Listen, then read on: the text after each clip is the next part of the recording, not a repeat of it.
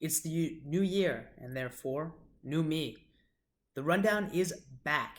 I'm your host, as always, Skylar Budman, and I'm here to bring you the hardest hitting, the best, the latest content, all things political. For those of you who have never seen the show before, thanks for joining us. I promise you won't regret it. This is a conservative leaning news show podcast. Listen to it whenever, watch it wherever you can. Uh, we talk about the news. We don't hide the bias. Is there a bias? Find me a news show without a bias. Of course, there's a bias, but the intention is to have or foster along political discourse. We're not looking to radicalize anybody. We're not looking to change anybody who's not looking to be changed. All we're looking to do is have realistic conversations about the hardest hitting topics in the news today. So interact with the show, comment, reach out directly if you so desire. With that, I have put together a wonderful show for you today. The talk of the town, COVID. Have you ever heard about it? Trump versus Biden, the election. And last but certainly not least, if you're walking around unmasked, you might get the beatdown of the century. All of that and much more, as always, on today's episode of The Rundown. Let's start things off with a quick COVID talk. It seems like it's only necessary that we always talk about COVID because that's all anybody is talking about. Right now, and this is live from the CDC, we have 346,925 COVID deaths as of January 2nd, 2021. Now, very quickly, let me add in a stipulation, and this is directly from the CDC. COVID deaths, it's not exactly just regular COVID deaths. The CDC has already reported that about 94% of reported COVID deaths are coupled with other illnesses and ailments, meaning that people are not dying from COVID alone, but rather they're dying from COVID in conjunction with other illnesses. Now, we don't have, as far as I've found, and some people might have found, and if you have, let me know, we don't have figures as of now for the 2020 total death count in the United States. But most recently, there were figures put out in November stating that the total death rate up until November was 2,487,350 total deaths. This is as of November 16th. This is verified by Reuters. As many of you know, Reuters isn't exactly a very right-wing website. They actually tend to be extremely left-wing. And they did verify that this 2,487,350 total deaths for the year 2020 was an accurate figure. Now, based on some method of projections, the final death count for the year of 2020, which is not officially released, but this is a projection from November, would be 2,818,527. Now, last year, the total death count in the United States was 2,900,689. 2,900,689. A lot of big numbers. I'm jumbling them up. I swear, I know my numbers. The point that I'm making is a very simple one. It really does not seem like we are approaching anything drastic from 2019 in terms of increased deaths. This isn't to say there's anything fake. There's no hoax. It's not to say that the pandemic is a quote-unquote scam-demic. That's not the point. The point is a very simple one. The death rate is not increasing drastically. By all measurable figures, even if that estimate is off by 200,000, and we have reached 3 million deaths. We're talking about 100,000 more deaths from this year, from 2019. I forgot what year we're in, 2019 to 2020. 100,000 more deaths. That's to reach 3 million. We're not talking about an extra million people who have died, and we're not even sure, might I add, that this is because of COVID, given the fact that the deaths from 2018 rose from 2.8 million to 2019 at 2.9 million. We've seen the death rate, or not the death rate necessarily, but the total amount of people dying has increased steadily from 2015 through 2019. 2015, 2,700,000 and some change, compared to 2019, 2,900,000 and some change. Now, is the increase in total deaths in the United States all because of COVID? Well, let's say that it is, and let's say that the figures come out that we've reached 3 million deaths in the United States total. This doesn't include only COVID deaths, by the way. This is all deaths in the United States. We're talking about a typical increase from what we've seen previously. And yet, we have turned to shutting down the economy entirely as a result.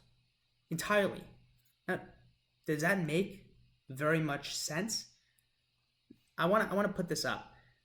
Amy Klobuchar, if the name sounds familiar, she ran for president in this past race. A recent study found 800 small businesses a day are closing across the country. Now, I will add the stipulation. I don't want anything to be misinterpreted. This doesn't mean every single day 800 businesses are closing across the country. This would mean that over a period of time, a certain amount of businesses closed, divisible by the number of days over said period of time. This equates to 800 small businesses. Now, I pulled up a fact check on this as well, because this is something that could be misconstrued and people might view this in the wrong light and say, perhaps this isn't the case, perhaps I'm overstating, but I'm going to pull this up exactly. During the COVID-19 pandemic, Yelp, and Yelp is a well-known database of businesses, found roughly 160,000 businesses closed between April and September of 2020. 160,000 small businesses. Now, Amy Klobuchar does say something that I don't exactly agree with. She adds at the bottom of her tweet, "We must pass bipartisan pandemic relief legislation by the end of the year." She put this out November 28th of 2020. But think about that. Think about what that means. We need bipartisan pandemic relief. I'm going to make a proposal, and this doesn't necessarily come from any popular opinion. This is concocted from the mind of yours truly. But consider this. What if, rather than the government, either at the national or the local level, making decisions about what we, as private individuals, are allowed to do on a regular basis in response to the pandemic, why doesn't the government instead give us the necessary information and allow people to make the decision for themselves? Now, that might not be something that you've heard, might be something that you yourself have considered, it might be something that you think that doesn't make any sense. And let me throw out some scenarios, some possibilities of why that might not make any sense. You might say, we don't have the right to do whatever we want in this country, right? We have certain laws that govern what we are and what we are not allowed to do. Oftentimes, those laws are based on what infringes on somebody else's rights. Right? Think very clearly about this. You're allowed to shadow box, for example, but the minute that you shadow box, or your shadow boxing turns into punching somebody in the face, you've committed a crime. You can't punch whoever you please because that's your right. So then you might say, why would somebody with an illness, be allowed to spread it to whomever they please. And I think that's a very valid concern. But that's not what I'm saying should be allowed. What I'm saying should be allowed is that if somebody wants to leave their home because they do not fear the pandemic, or they do not fear to such a degree that they feel like they should stay locked down, then they should be allowed to. Now, that's not crazy, right? Somebody should leave their home if they feel comfortable doing it. That should be allowed. Let's say I have a business. Shouldn't I have the right to keep my business open? We've already had the restrictions. People know the risks associated with going out dining. They know the risks associated with going out clubbing. If you decide to stay locked down, my decisions to do these things, they don't affect you. They don't affect you in the slightest. Of course, because you are locked down. You're not interacting with me, and nobody with whom you're interacting, assuming that you're properly locked down, properly quarantined, should be interacting with me either.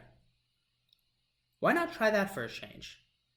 I recently read, and there is a debt clock, and I'd love to pull it up, but I believe the United States is about $21 trillion in debt. I could be wrong, but let's pull it up. And I bet you I am. Let's see. Oh, what did I say? 21. Huh. I'm off by only $6.5 trillion. About $27.5 trillion in debt. That's sure is a lot of debt. We are planning now some sort of way that we can spend an increased amount of money in order to help businesses and individuals combat the effects of a pandemic or the effects of the government's reaction to what they perceive to be too big of a threat for us as individuals to make decisions over our own lives. Now, I could see that there could be some concerns and some issues that may arise from my policy prescription. I'm going to acknowledge that right now. Of course, what if it is the case that you're at risk and that your job hangs in the balance because you can no longer report into work as a result of a disability or an illness or some condition, whether that even be something like your advanced age? And I would say that that's a phenomenal time to begin to discuss the intervention of the government. Now, me, as somebody who looks at an opportunity to keep the government out of my life and jumps at that opportunity, that might not be my prescription for the problem. However, and this is a very basic rule, and we're going to try and bring this in, tie this in nicely to the rundown because we're turning a page. It's 2021. There's no reason to be uncompromising. You might look at certain people in politics and say, these people never compromise. We, the viewers, myself, don't want to be those people. We don't. There's no reason to be. So perhaps there is a need for the government to step in and say, hey, Mr. and Mrs. Business Owner, your employees who are not comfortable going into work during these times as a result of some properly founded reasoning, they need to be protected to some extent. Now, of course, there's a free market argument against that. If a business is unwilling to work with people who may be at a higher risk to become severely ill or die because of COVID, or perhaps they're just fearful of COVID, there are free market indicators that could prevent that from having any wide sweeping effects. But let's just say we don't want to put that in the hands of the free market. That's a discussion to be had. But shutting down the economy and then spending more money to help people through government-imposed lockdowns that can easily be navigated through the utilization of the information that we already have about COVID, that's bizarre. It makes no sense. The death rate for people who've contracted COVID is nearing 1%. Sure, of course, it's not something I want to contract. It's probably not something you want to contract either. But there's a lot of things that we don't want to have happen to us. Yet we take risks because we look at the benefit and we look at the cost. That's a basic human attribute. Cost-benefit analysis. You get in a car every day. Maybe you don't, but perhaps you get in a car every day. You know, you're far more likely to die in a car accident if you drive a car. You're far more likely to be struck by a car if you cross the street. But you weigh the costs, you weigh the possible risks with the benefits, and you make those decisions. We've always allowed people to make those decisions. If you're scared of a car because you don't want to be in one or you don't want to drive one, you can make decisions in your own life to accommodate those fears. I don't have to agree with your fears. I don't even have to have those same fears. But we can live in a society together where we cooperate and we allow for you to do things to prevent you from being fearful, and I do things that prevent me from being fearful. I have no interest in skydiving. There's no reason to ban it because people are fearful of diving out of a plane. Now, again, false comparison, perhaps, but think about automobiles. There are people who are scared of automobiles. Those people do not have to drive in automobiles. But the fact that we don't actively report on automobile accidents, that's likely what swings the public's conception or perception of automobiles. COVID, on the other hand, we report COVID like the plague, even though the death rate is about 1%. I believe the most recent data, actually, we can calculate the most recent data. I don't even think we've hit 1%. Look at it right now. We have 346. This is from today, January 2nd, 2021 at 3:47 p.m. I don't know the time zone, but if you're tied up on that, I think you're focused on the wrong thing. 346,925 compared to how many total cases? 20,061,818. All right, we're looking at, let's see. Okay, here we go. We've hit 1%, a little over 1%, 1.7%.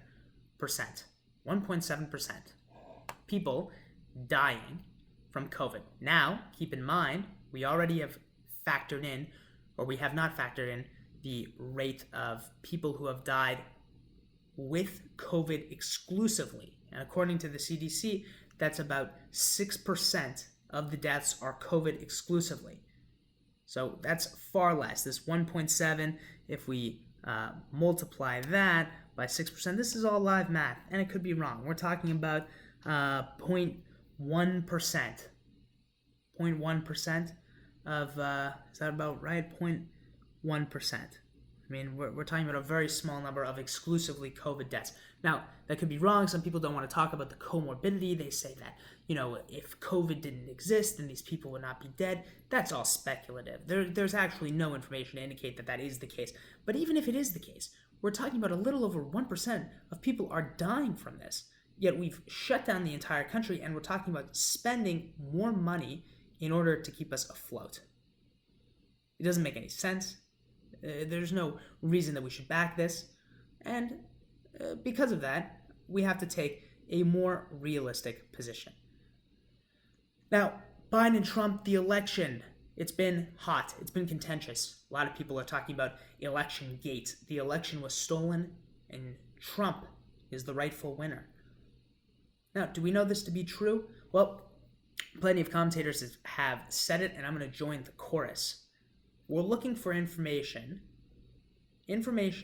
that has been proven to show that there was a substantial amount of fraud, enough so that it could swing the election. I've yet to see that evidence. I'd like to see that evidence. I think plenty of people would like to see that evidence. And once the evidence is presented, then I, as somebody who trusts the election process, who believes in the Electoral College, can jump on board with those people who are claiming that the election was a fraud. But until then, it would be almost dishonest of me to outright deny the results.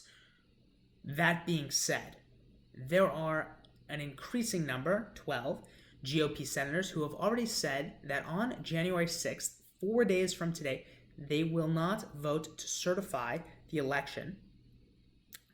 This is according to Fox News reporting that GOP senators led by Ted Cruz of Texas will object to the Electoral College certification as they demand an emergency audit.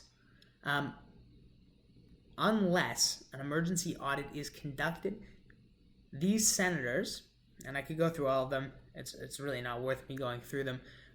The list includes all Republicans spanning from Wisconsin, Oklahoma, Louisiana, Tennessee, and so on and so forth, who have said that unless this 10-day emergency audit takes place, they will not vote to certify the victory of Biden on January 6th. This does not include Senator Josh Hawley. He has taken a completely different approach where he says that states, unless they are forced to follow their own election laws, need not be allowed to have their votes certified. And this includes Pennsylvania, where there were a few cases where the election laws determining when votes could be counted until were not exactly followed. There was a court case that ensued. But that being said, this is the most recent update. There's really not much to discuss when it comes to this election gate. There is plenty of information that exists in the public sphere discussing all the ways that the election could have been hacked, all the frauds that could have occurred. Through all the court cases, all the allegations, there has been nothing to substantiate any of these claims.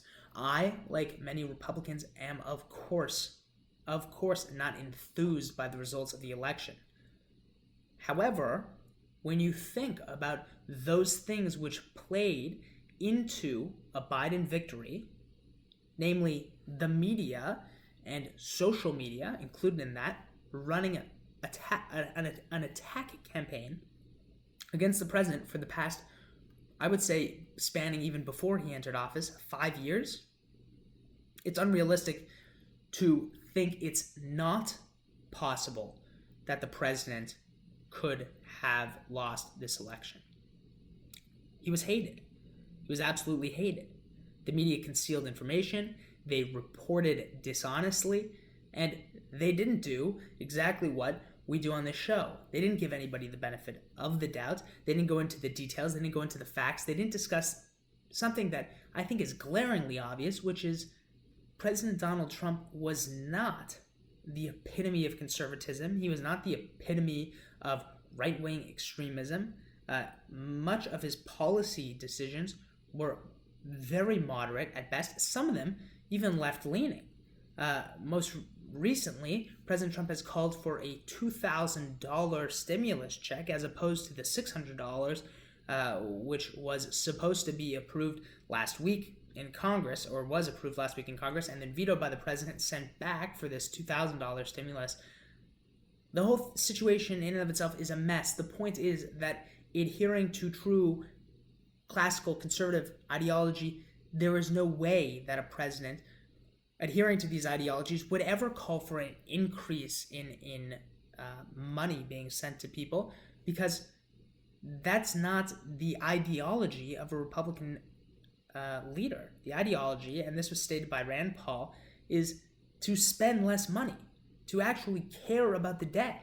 It's not that we flip-flop on whether the debt matters or whether spending money matters depending on who's in office, and we use it as a tool to block and obstruct a certain president. It's something that we are supposed to hold true as an ideology that we uphold regardless of who is in office, and it should be helped along by a Republican president.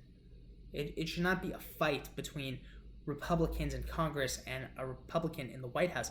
It should be helped along by the Republican in the White House who asks for the budget to be reduced, who pushes us towards, because like I mentioned earlier, this debt, it's getting completely out of hand, and we're going to dive even deeper into the debt.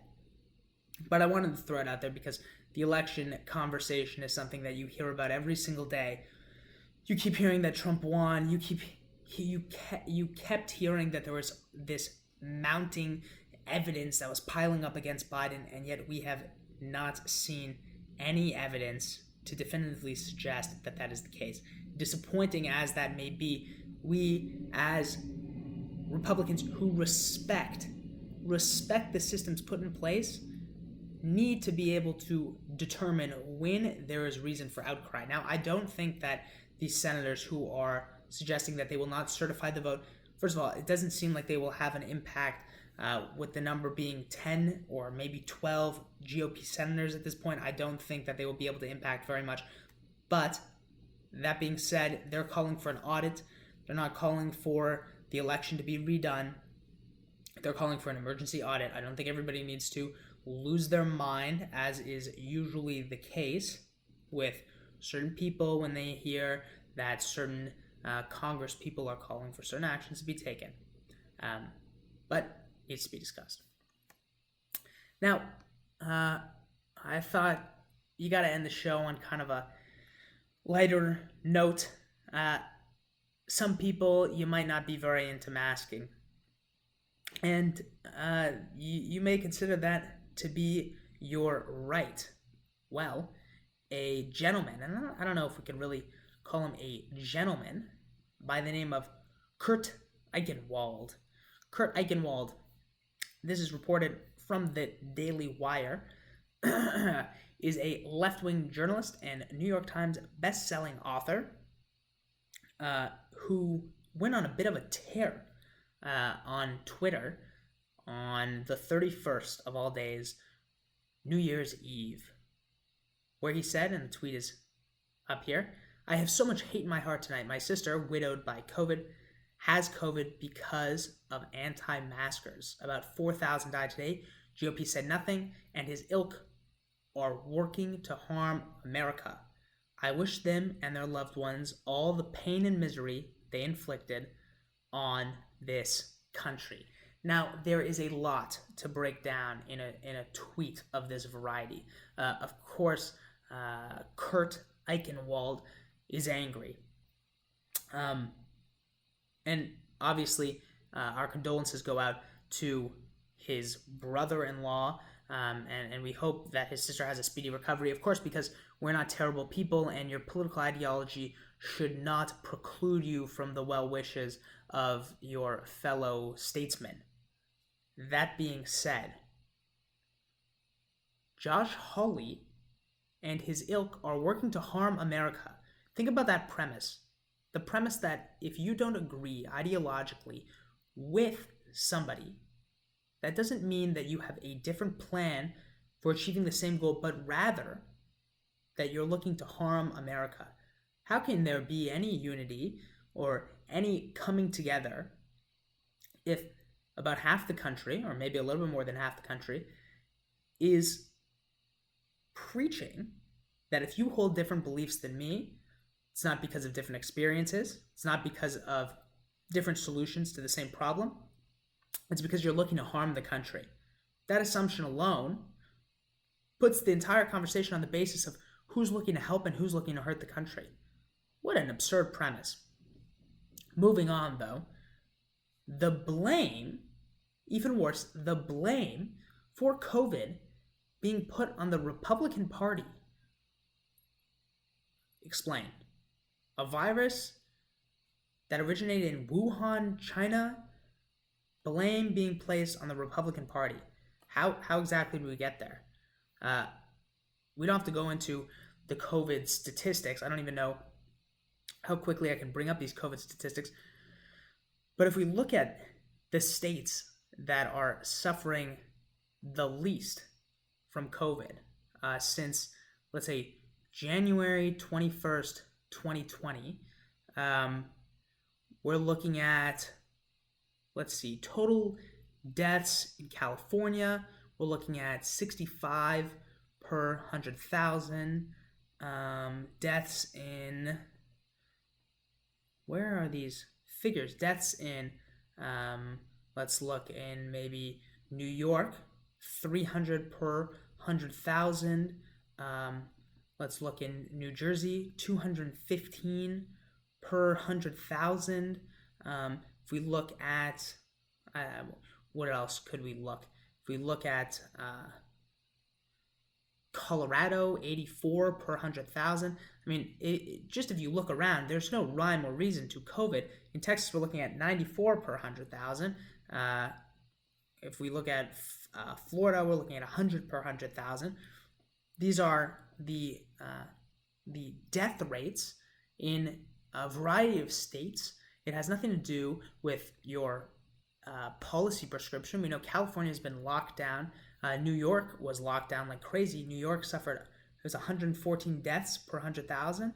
Oh, sorry, that's New York excluding New York City. We don't even have the data just New York City alone was 300 per 100,000. People died from COVID. New Jersey, another left-leaning or basically entirely left state, 215 people died per 100,000. We're talking about just unbelievably high numbers across the board, regardless of the political leaning of the local politicians who were employed with solving these problems. Yet, for whatever reason, we've decided that the response to COVID, whether it's been positive or poor, is a result of whether the leaders are Republican or Democrat. Very odd. Anyway, the reason that I bring up these series of tweets is because it's a series of tweets. They actually go on. So Kurt ran into a little bit of an issue during his tweet where he wrote, and this is the response because his tweet was actually removed. He wrote that he wants to find a, quote, anti-masker and, quote, beat them to death. And I have a picture of this quote, this tweet later on. He also said that anti-maskers are effing Christians who preen about God saving them from COVID, but they are the people who Jesus condemns. So he goes on, because this was obviously deleted, because saying that he wants to kill somebody goes against the community standards of Twitter. Surprise, Twitter censored somebody who is on the left. He says, "No, I'm not planning to kill anyone. Just as the misery descends on our family again, it's hard not to contemplate violence against those who don't care if they kill." Meaning that Kurt believes that if you don't wear a mask, you don't care if you've killed somebody. The whole premise is absurd in and of itself. But it goes on, somebody responds saying, how do people wearing masks get COVID? And he says, because you, and I blanked it out, effing moron, masks primarily protect other people. And this is something that you hear all the time. Masks protect other people. And since 40% of infected people are asymptomatic, the ones without masks are spreading the disease because they don't give a, and this is, they don't give a about killing others. You are still uninformed or too stupid to care. This goes totally back to exactly what I was talking about previously, which is of the utmost importance. If you have an issue with the possibility of contracting COVID, it would be a wise decision for you not to expose yourself in public to the possibility of anti-maskers. People make bad decisions all the time. We need to mitigate against those bad decisions in order to protect ourselves. You don't walk alone in a bad area at night. Similarly, if you're somebody who is worried about COVID and unwilling to deal with the consequences of potentially contracting COVID, you could stay inside. Whether somebody wears a mask or not has actually not been definitively shown by any study to prevent somebody from contracting COVID. Mind you that if your face is covered and your nose is covered, you also have to be wearing the mask properly. You have to avoid fiddling with the mask with your hands. And even if you are wearing a mask and somebody else is wearing a mask, your eyes are still exposed. And the eyes are another point of contact which can cause you to contract the virus. I mean, our condolences go out to anybody who has suffered a loss as a result of COVID. But we have to also keep in mind that if we know about COVID, we know the risks posed by COVID, it would be wise not to put yourself into the whims of others, and rather protect yourself by staying in. But this rant goes on to say and this is the part that I alluded to, and I also blanked out some naughty words. You effing Christians who preen about God saving you from COVID so you don't need masks. You're what Jesus condemns. You kill with hypocrisy. If you realize the Bible's about more than hating gays, you'll realize for your selfishness, you'll burn in hell. And we don't need to, it's just absurd comments. And this is just what you're starting to see. There's no indication of the source of where his sister's husband or wife, for that matter, died or contracted the COVID. We don't know from who she contracted it. All we know is that she contracted COVID. Now this turns into blaming Christians, which is just calling out a group of people who adhere to Christianity. They are to blame. That's something that I guess is okay. And this, as promised, is the tweet that was deleted. It's at a moment like this, I want to find an anti-masker and beat them to death. Since they believe they have the right to kill others, they have surrendered any right to object. That's where we are. Obviously, not all people believe that. I don't know if there's even a positive way to react to that. Kurt, if it ever gets to you, not sure that this is a good way to get people to comply with threats of violence against them for not adhering to wearing a mask, especially when there's no indication that whether or not someone was wearing a mask was the reason that your sister's deceased spouse contracted COVID. Just an absurd claim. And this is the sort of stuff that we're seeing. Violence towards others in a situation where you can mitigate your own damages. Now, this is a comparison that's very often drawn. People say, well, if someone's driving recklessly, they kill you in a car accident, can you say, well, you shouldn't be on the road? No, obviously that's not what anybody is saying. Driving recklessly and not wearing a mask don't actually go hand in hand. I saw a recent Danish study that was produced where they found that the difference between people wearing masks and socially distancing and not wearing masks and socially distancing was a fraction of a percent in the rate at which people contracted COVID. So it's not actually definitive to say that wearing a mask or not wearing a mask, and again, depending on what type of mask you're wearing and if you're wearing the mask properly, these are all factors that come into play. If you are genuinely scared of COVID, if COVID is something that you do not want to risk contracting for whatever reason, you need to take steps to prevent yourself from being placed in a situation where you could contract the illness. This is just being logical, distancing yourself from people and preventing yourself from coming into contact with people who are potentially asymptomatic spreaders of the illness. But there are plenty of illnesses that circulate in our world. Somebody can become sick and die from the flu. We've never acted so violently towards these people. People are not overtly trying to infect others. People are generally advised to stay home if they are symptomatic. To suggest that driving drunk and not wearing a mask in an area where there is no designation or requirement for you to wear a mask are somehow akin to one another is oddly is an odd claim to make, and something that I think we should deviate from making. Right? One is a crime. One is known to be dangerous. The other, because again, if you're not a carrier of COVID, not wearing a mask is actually not problematic.